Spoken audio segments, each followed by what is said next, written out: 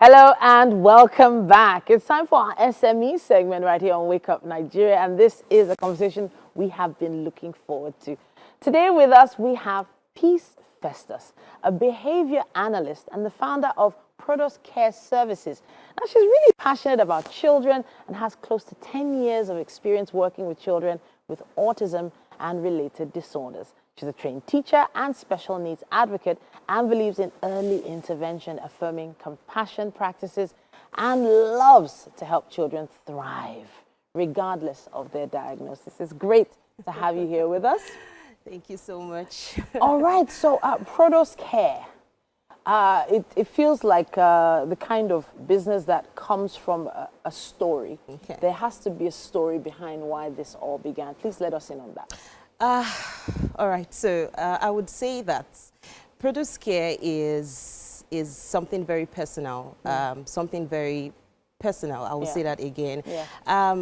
I have always been someone who loved children. I've always loved working with children. I remember when my dad came a few months ago for Omugwo, he mentioned something. He said, Peace, when you were little, in the compound, you would bring all the children together and you would teach them, you help them learn. I also remember that when I was in primary 1, there was this very young boy in my class who had special needs, and I would sit with him, I would help him learn. So I've always loved children. So now it started as a private practice for me back then in 2018. I started off as a private practitioner. I was alone, I was working alone, but at a point in time, I couldn't do it all by myself. You know, I couldn't just do it all by myself. And then I brought in my first staff, I trained her, she started working with me, and then we kept on growing and growing all the way.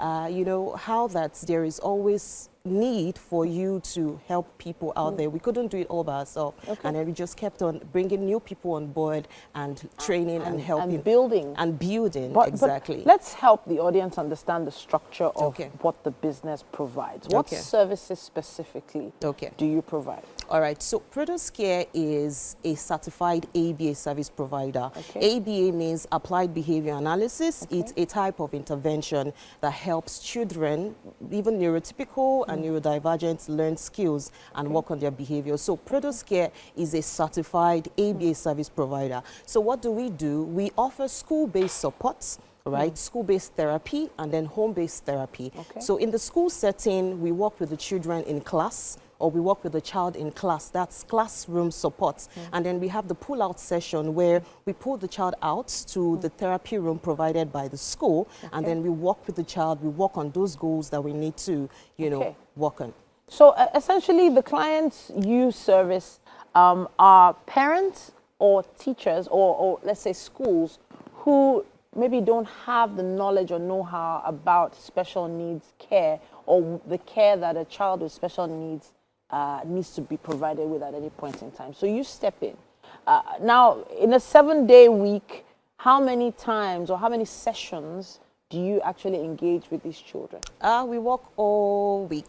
All week? All week, Mondays to Friday, because it's important to note that consistency is key when it comes to working with children with special needs like autism. Consistency is key. We need to keep working with them every day, you know. So minimum of 3 to 4 hours per day for a child, maximum of 5 hours, depending on the severity and the skills that we need to build. So that's how it goes. So sometimes it feels like some parents have reached a point where they've sort of given up on having any hope that this child will grow into a particular, you know, in a profession or have a particular career path. And now you offer these services. Are you giving any kind of promise? Are you giving any kind of structured future to this child, and in which direction? Okay, so what I would say is we start with the present. You know, when parents, it usually goes like this. Parents reach out to us to say, oh, my child has just been diagnosed, or I've observed this and this. My child is not speaking.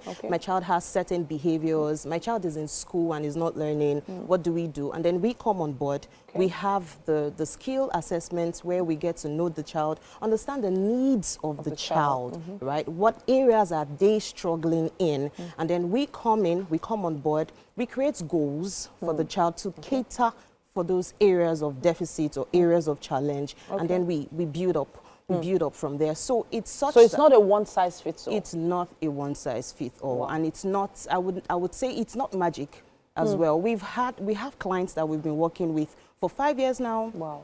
3 years now, and we've also had clients that come to us, and when we just work for 4 months, and then we're able to transition them to the mainstream school, and they're working independently. So it all depends. It's not a one-size-fits-all, like you just said.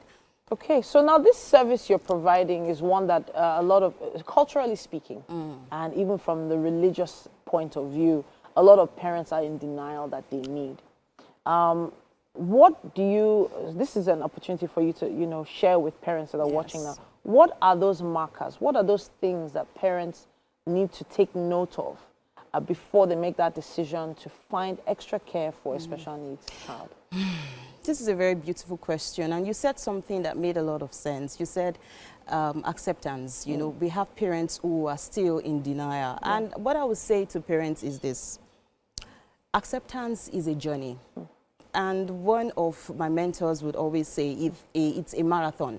It's not a sprint, like she always say, right? So what I want to say to parents is, first of all, you observe that your child is not meeting a developmental milestone, for instance. Your child is supposed to babble at 6 months, 5 months. Your child is supposed to start saying their first word at 9, 10 months, right? And then they're not meeting that developmental milestone. So what I would say is, you don't need to accept, right? Because acceptance is a journey. Start something first. Reach out to a professional, reach out to a service provider, and then you just start helping that child, because that child is important for that child to start something as soon as possible. Early intervention is key. I was actually, that was where my next question was going to come from, the age group or the actual age where a parent should take that decision or take that step.